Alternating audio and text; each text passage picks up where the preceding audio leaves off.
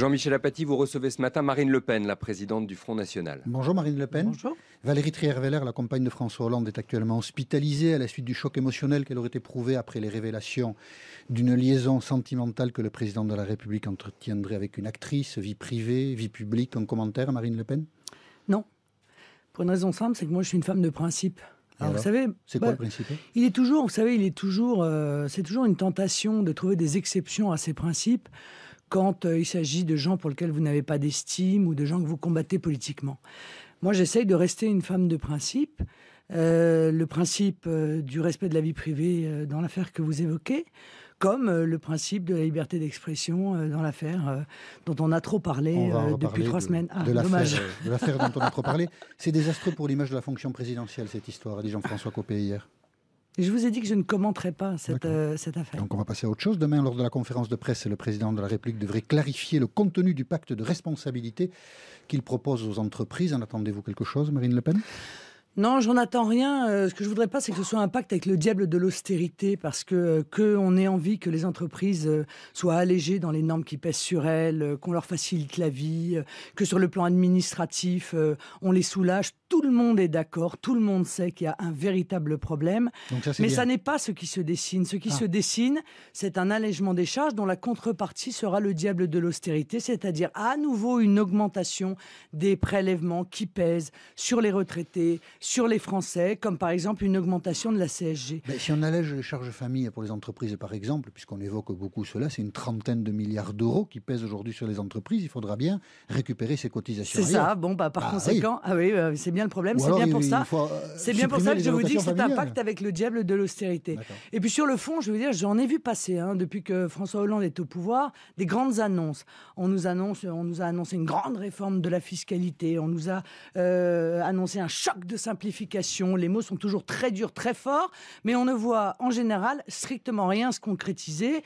J'en attends pas plus d'ailleurs de la grande réforme de la justice de Madame Taubira, qui probablement accouchera d'un allègement des peines comme d'habitude, parce que quand on n'est pas capable de faire appliquer les peines, eh bien la tentation est grande de faire ce qu'a fait Nicolas Sarkozy en son temps aussi, c'est-à-dire soit les alléger, soit les faire disparaître. Bon, si on n'attend rien de rien, c'est pas très optimiste, ça. Hein, c'est pour ça qu'il faut voter autrement. Ah, d'accord. C'est ça la solution. Oui, c'est exactement ça la solution. Finalement, Dieudonné a renoncé à son spectacle antisémite appelé Le Mur. Peut-on dire ce matin, Marine Le Pen, que Manuel Valls a eu raison d'agir comme il a agi? Non, on peut pas. Encore une fois, je pense que Manuel Valls a pris une décision qui est lourde de sens, suivie en cela par le Conseil d'État.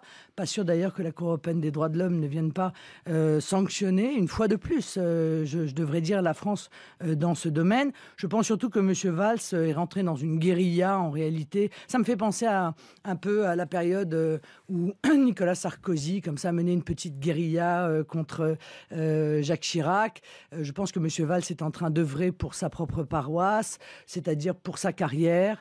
Il essaye de se positionner comme un présidentiable peut-être possible, et pour cela tout est bon, y compris d'effondrer des principes sur lesquels notre état de droit est pourtant solidement assis depuis de nombreuses décénies. Mais concrètement, je trouve ça regrettable. Un spectacle antisémite, Le Mur, ne peut plus être présenté aujourd'hui devant les Français. C'est quand même plutôt une bonne chose qu'une mauvaise chose. Non mais monsieur, si on fait ça, alors à ce moment-là, encore une fois, on ouvre la porte à des censures qui pourraient, aujourd'hui c'est cela, demain on considérera que tel ou tel propos qui sont politiquement pas dans la ligne, déplaisent, etc. C'est ça le danger, si vous voulez, de la censure. Alors si des propos comme c'est le cas, choquent, heurtent, blessent, il y a des tribunaux pour cela. Oui, il y a des tribunaux pour cela. Mais les tribunaux ont été saisis. Eh bien, les tribunaux sont saisis. Dieudonné a été condamné. Non, mais les tribunaux sont saisis. Ils appliquent la loi française, mais dans l'état de droit français, personne ne peut décider qu'a priori un propos,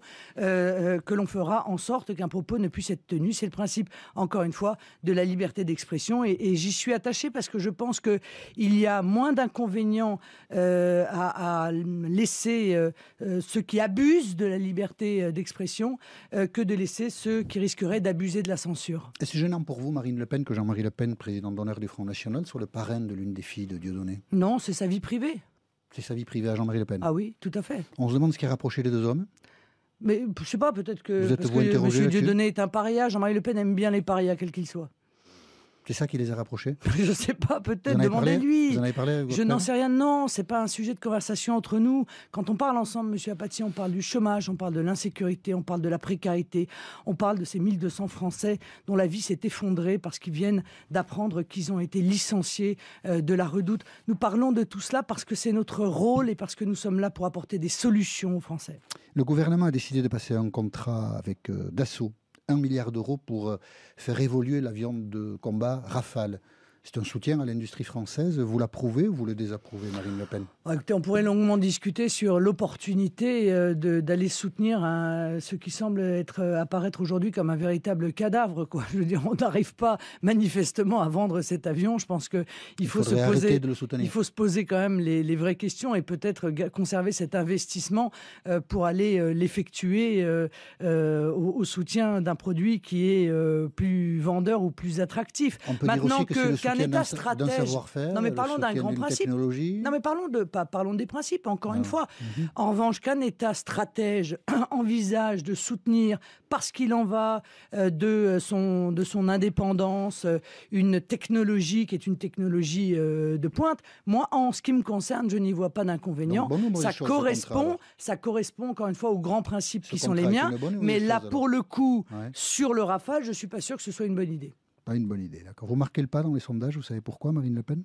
Non, parce que ça s'en va et ça revient. Parce que vous ne savez c'est comme un tout petit rien. Parce que quand ça marche, vous ne savez pas non plus pourquoi ça marche. Mais écoutez, je ne sais pas. Vous savez, ce sont des choses qui sont parfois conjoncturelles et même toujours conjoncturelles. Les sondages, moi, ce qui m'intéresse, et ce qui m'intéresse surtout en ce moment, c'est de regarder les sondages des municipales.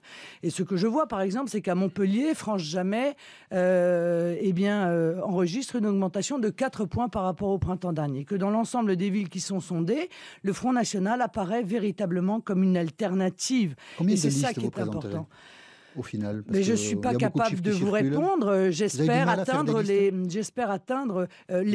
présenter 500 listes serait un très grand succès pour le Front National. C'était 700 il y a 3 mois, 500, non, il y a 700 têtes de liste qui ont été investies. Nous savons très bien que sur le nombre de têtes de liste investies, un certain nombre probablement n'arriveront pas à aller au bout de leur liste, mais 500 listes, ce serait effectivement un grand succès pour le mouvement que je préside. Marine Le Pen, présidente du Front National et télévtr RTL ce matin. Bonne journée. Merci Marine Le Pen, bonne journée à vous. À demain Jean-Michel. À demain Laurent.